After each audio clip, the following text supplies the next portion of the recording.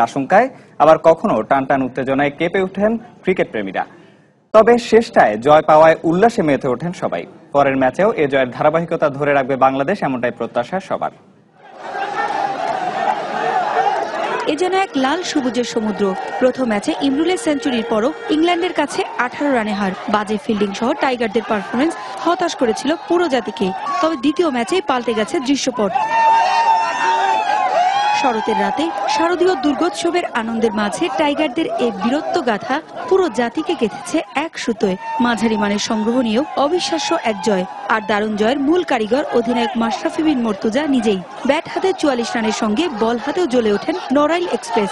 তার ব্যাট বলের জ্বলে ওঠার দিনে ক্রিকেট প্রেমীরা ভেসেছে জয়ের আনন্দে।